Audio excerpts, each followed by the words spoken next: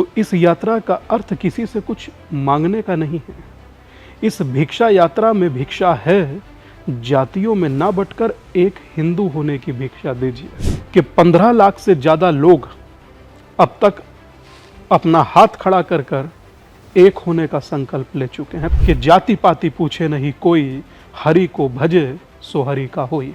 बहुत कम लोग जानते होंगे कि कास्ट शब्द भारत का नहीं है, पुर्तगीज भाषा से लिया गया शब्द है। बीच में बहुत से लोगों ने मनोबल तोड़ने का कोशिश किया और ये आपको हर जगह लोग मिलेंगे, हर फील्ड में मिलेंगे, मनोबल तोड़ते ही हैं। ऋषि सोनक आते हैं, G20 हुआ था, आकर कहता है प्राउड हिंदू।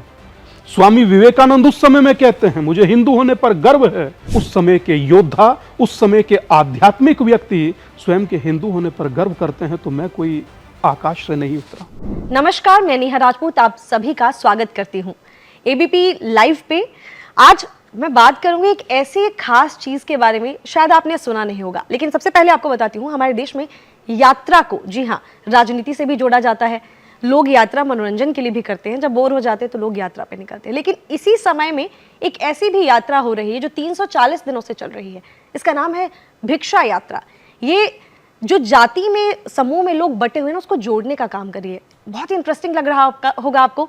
तो आज हम इस पे और भी विस्तार से बात करेंगे। भिक्षा यात्रा के प्रणेता स्वामी दीपांकर जी हमारे साथ जुड़े हैं स्टूडियो में। सबसे पहले तो सर आपका स्वागत है। जी नमस्ते। नमस्ते। ये भिक्षा यात्रा, जैसे आप ने जो हमने भी बताया कि ये लोग जो बटे हुए हैं जाति में, समूह में, इसको आप बताइए, क्योंकि आपने इसको स्टार्ट किया है, आपने इसकी शुरुआत की है, 340 दिनों से ये चल रहा है, तो इसके बारे में थोड़ा सा डिटेल और आप बताइए हमें। ये भिक्षा यात्रा जो है, उस भिक्षा यात्रा का अर्थ किसी से कुछ लेने से नहीं है कि दाल, लाटा, चीनी, चावल, पैसा, द्रव्य कि महाराज जी निकले हैं एक लंबे समय बाद। शायद हमें लगता है कि कई दशकों बाद कोई सन्यासी निकला है तो कुछ मांगने ही निकला होगा। तो इस यात्रा का अर्थ किसी से कुछ मांगने का नहीं है। इस भिक्षा यात्रा में भिक्षा है, जातियों में ना बंटकर एक हिंदू होने की भिक्षा दीजिए, एक सनातनी होने की भिक्षा दीजिए, यूनाइट होने की भिक्षा दीजिए। ये भिक्षा यात्रा का अभिप्राय ये है। दूसरा, किसी एक धर्म ग्रंथ में जाति का जिक्र नहीं है, किसी सिंगल धर्म ग्रंथ में जाति का जिक्र नहीं। वर्ण का जिक्र है। श्रीमद् भगवद गीता अध्याय नंबर 4 श्लोक नंबर 13 पन्ना नंबर 176। चातुर्वर्णमया सृष्टम गुण कर्म विभाग्यश, पर वो वर्ण है, जाति नहीं। और उसमें बहुत क्लियर लिखा है कि जैसे मनुष्य के कर्म होंगे उसके आधार पर उसको माना जाएगा कि वो क्षत्रिय है, ब्राह्मण है, वैश्य है, शूद्र है। जाति के आधार, जन्म के आधार पर नहीं। और कली काल में वर्ण भी अपभ्रंश हो चुके हैं, वर्ण का भी कोई महत्व अब नहीं रह गया। तो इसलिए कह रहा हूं कि जाति पाति की करो विदाई, हिंदू हिंदू भाई भाई। इसलिए कह रहा हूं कि यूनाइट होइए। भविष्य की चुनौतियों का सामना आप संगठित होकर ही कर सकते हैं, और संगठित होकर देश की खूबसूरती और अच्छी दिखती है, बजाय के विभक्त होकर। और दुख इस बात का है कि इतना आकाश में, नक्षत्र मंडल में तारा नहीं है जितना नीचे जातियां बना दिया। तो ये यात्रा सबको जोड़ने की है, यूनाइट करने की है। और मैं समझता हूं कि संघे शक्ति कलयुग है, एकता में ही ताकत है। अच्छा, जैसे कि बहुत सारी जगहों पे हमने देखा है बीते समय में साइकिल यात्रा, पद यात्रा, ये भिक्षा यात्रा है तो समझ में आता है साइकिल यात्रा है तो साइकिल से जा रहे हैं, पद यात्रा है तो पैदल चल के जा रहे हैं।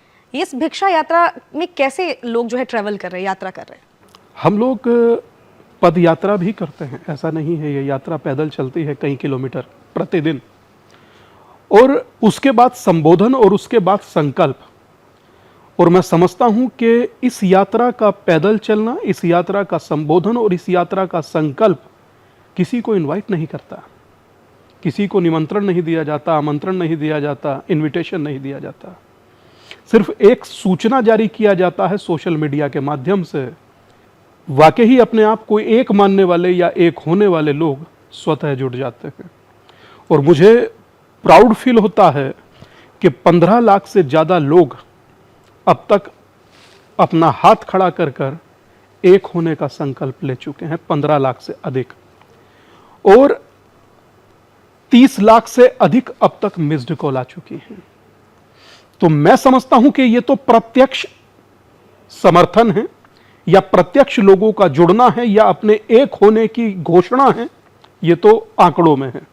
अब प्रत्यक्ष रूप से मैं नहीं जानता कि कितने करोड़ लोग अब तक जुड़ चुके हैं। गूगल से एक आंकड़ा निकाला था तो 314 मिलियन लोगों तक यह यात्रा पहुंचा है।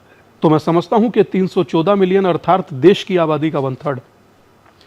और मुझे उससे ज्यादा गर्व तब होता है कि अब यह यात्रा, जब लोग इस यात्रा को आपके माध्यम से सुनेंगे, एबीपी के माध्यम से, तो अब तक की सबसे लंबी अवधि तक चलने वाली यह यात्रा बन चुकी होगी। 340 दिन हो चुके हैं।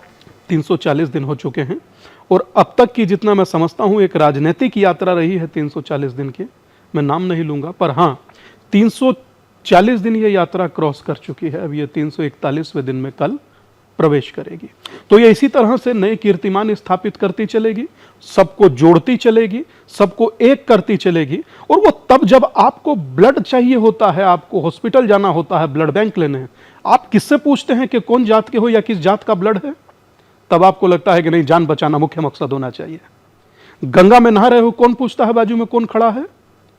ट्रेन में बाजू में कौन बैठा है? प्लेन में बाजू में कौन बैठा है? कोई नहीं पूछता। उतरते हो नीचे तो जात याद आता है। आप सोचिए कि जिस कास्ट शब्द तक की उत्पत्ति भारत में नहीं हुई, बहुत कम लोग जानते होंगे कि कास्ट शब्द भारत का नहीं है, पुर्तगीज भाषा से लिया गया शब्द है। अब सोचिए कि कास्ट शब्द तक भारत में नहीं, जाति का जिक्र धर्म में नहीं, और समूचा राष्ट्र कास्ट को कंधों पर उठाए डोलता है। तो मेरा आग्रह यही है, जिस चीज का जिक्र हम में नहीं है, वो जिक्र हमें बांट दे या वो चीज हमें बांट दे। मैं समझता हूं कि आप अपनी पहचान का खूब सम्मान कीजिए, मगर आप एक होकर रहिए, हिंदू होकर रहिए। और मैं समझता हूं कि हिंदू से बड़ी कोई जाति नहीं, सनातन से बड़ा कोई धर्म नहीं, और जो टिका रहे अपने धर्म पर, उससे बढ़कर कोई कर्म नहीं। बहुत सही बात आपने कही। यात्रा की बात चल रही है, यात्रा में सिर्फ अच्छा समय तो नहीं आता, कठिनाइयां भी आती हैं। मैं जानना चाहूंगी कैसी कठिनाइयां आई अभी तक की जर्नी में, अभी तक की यात्रा में? आदरणीय, मैं कहूंगा कि ये यात्रा 23 नवंबर 2022 में शुरू हुई थी। उस समय की सर्दी हमें लगता है ठीक ठाक होती है, सब समझते हैं। उसके बाद ये निरंतर चलती रही। 44 डिग्री की धूप भी इसने देखी, तो इसने सावन में बरसता पानी भी देखा, इसने शीत भी देखा, पर ये अपने लक्ष्य से दिग्भ्रमित नहीं हुई, चलती रही बिना किसी का विरोध किए, बिना किसी के विरुद्ध खड़े हुए। ये मात्र संत रविदास जी के उस दोहे को चरित्रार्थ करती है कि जाति पाति पूछे नहीं कोई, हरि को भजे सो हरि का होई। बीच में बहुत से लोगों ने मनोबल तोड़ने का कोशिश किया, और ये आपको हर जगह लोग मिलेंगे, हर फील्ड में मिलेंगे, मनोबल तोड़ते ही हैं। मगर आपका दृढ़ संकल्प आपको बहुत मजबूत बनाता है, और आपका एकला चलो का नीति ही आपको अनेक से जोड़ देता है, मतलब के समष्टि से जोड़ देता है। समूचे भारत के जितने भी सनातनी हैं, सनातनी भारतवंशी हैं या हिंदू हैं, वो सब आपके साथ कंधे से कंधा मिलाकर खड़े हो गए। हम समझ रहे हैं कि सोफे पर आप और हम बैठे हैं तो भरा हुआ लग रहा है। सोचिए 47 लाख 50 लाख लोग कहीं खड़े हों तो कैसा दिखाई देगा।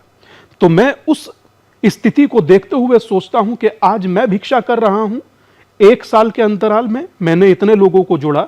जब एक आम सनातनी भारतीय खड़ा होगा और वो 5 लोगों को संकल्प दिलाएगा, तो ये आंकड़ा तत्काल करोड़ों में परिणत हो जाएगा। और मैं उम्मीद करता हूं कि आम आदमी अब खड़ा होकर करने लगा है। कई लोगों की वीडियो रोज देखता हूं, मगर इसको नियमबद्ध तरीके से दिन में 5 लोगों को संकल्प कराइए ना, जरूरी नहीं 50, 5 को कराइए। आप 5 को कराइएगा तो 1 महीने में कितना होगा, तो इससे मल्टीप्लाई होगा, तो चीजें बदल जाएंगी। दूसरा, कोई क्या कहता है क्या नहीं कहता है छोड़ दीजिए, यात्राएं बहुत सी होती हैं और होती रहनी चाहिए, पर मैं इतना जानता हूं यात्रा कभी कोई भी विफल नहीं होती। यात्रा आप पब्लिक के बीच में है तो वो सफल होगा।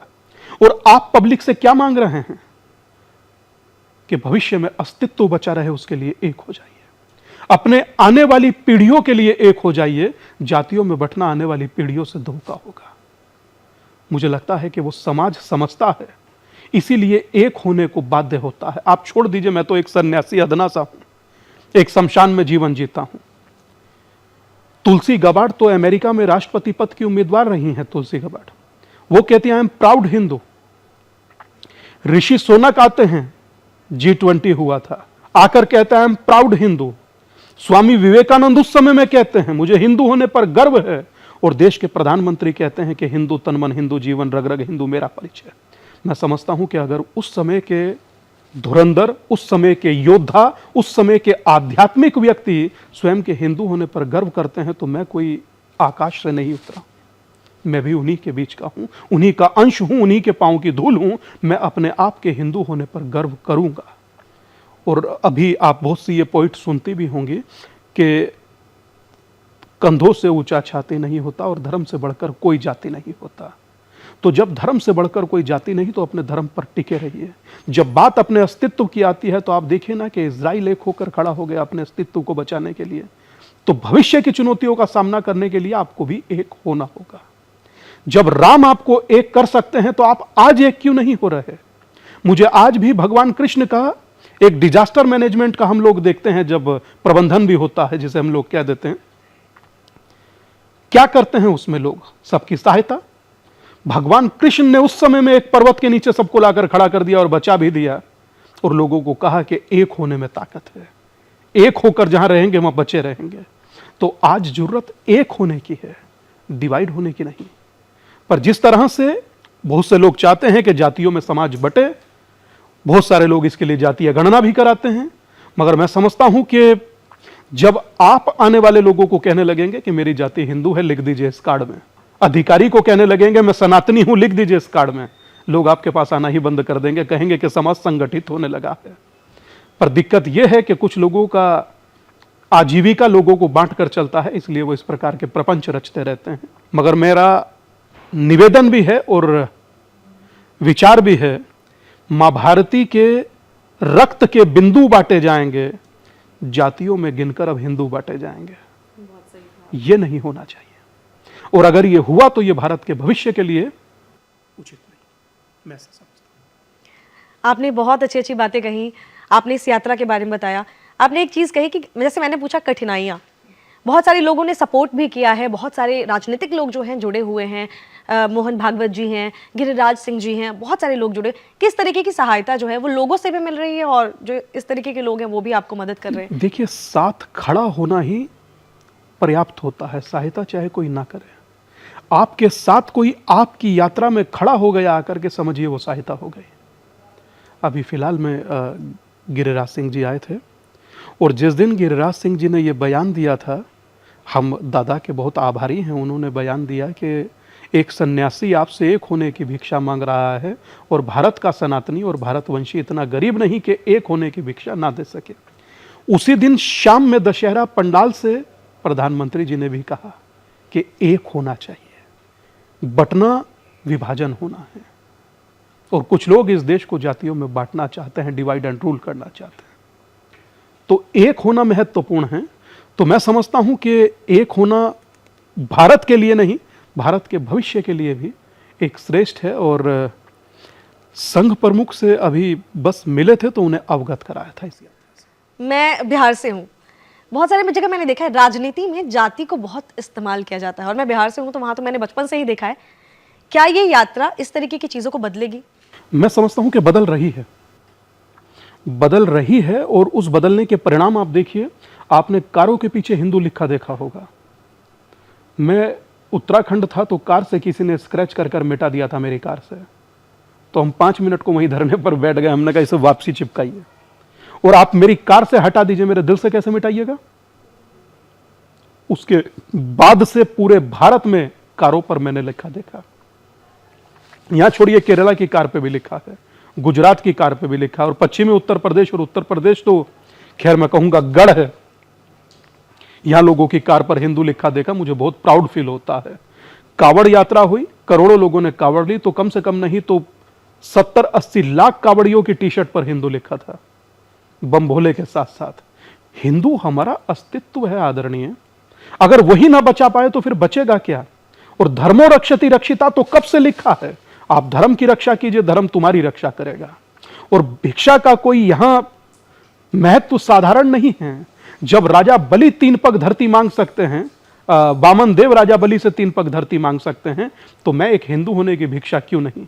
गौतम बुद्ध भिक्षा मांग सकते हैं, तो मैं एक हिंदू होने की भिक्षा क्यों नहीं? गुरुकुल के ब्रह्मचारी भिक्षा मांग सकते हैं, तो मैं एक हिंदू होने की भिक्षा क्यों नहीं? मुझे लगा कि मुझे ये करना चाहिए, और मेरे गुरु का स्वप्न था कि जातियों में विभक्त समाज बहुत कष्ट सहन करता है, तो मुझे लगा कि उनके स्वप्न को पूरा करने के लिए मुझे करना चाहिए। जब राम कहे से 14 वर्ष का वनवास काट सकते हैं, तो हम एक भिक्षा यात्रा नहीं कर सकते? सो किया, और उसके परिणाम सार्थक हैं। और अब यह यात्रा मात्र स्वामी दीपांकर की नहीं है, समूचे सनातनी हिंदू समाज की है। बहुत ही सही। मुझे एक और चीज़ आपसे पूछनी है। वैसे मैं बहुत सारी चीज़ें पूछ रही हूँ क्योंकि मुझे इस बारे में जानने में बहुत अच्छा लग रहा है, क्योंकि लोगों को जोड़ने का, जहाँ लोग आजकल तोड़ने का काम करते हैं, आप जोड़ने का काम करें। आप एक सन्यासी हैं, उसमें आपका कोई भी फायदा नहीं है, लेकिन फिर भी आप लोगों के हित के लिए, आने वाले समय के, आने वाली जनरेशन के लिए उनको क्या फायदा होगा, इस यात्रा से धीरे धीरे उनको समझ में आएगा कि आने वाले समय में एक बहुत बड़ा बदलाव आने वाला है। मैं आपसे एक चीज़ और जानना चाहूँगी कि ये जो आप यात्रा कर रहे हैं, इसमें अगर जैसे कोई हमें देख रहा है, सुन रहा है, उसको जुड़ना है, तो क्या वो घर से जुड़ सकता है? 16 ना, एक मिस्ड कॉल करिए और जुड़ जाइए। आप कहीं बैठे हैं, दुनिया के किसी तख्त पर बैठे हैं, वहीं से जुड़ सकते हैं। एक मिस्ड कॉल हिंदुत्व के नाम, हमने तो बोला ही था, तो आप कहीं से भी जुड़ सकते हैं। और आप नहीं भी मिस्ड कॉल कर पाए तो आपने धारण कर लिया कि आज से हिंदू हूं, हिंदू था और हिंदू ही रहूंगा, हो गई मेरी भिक्षा।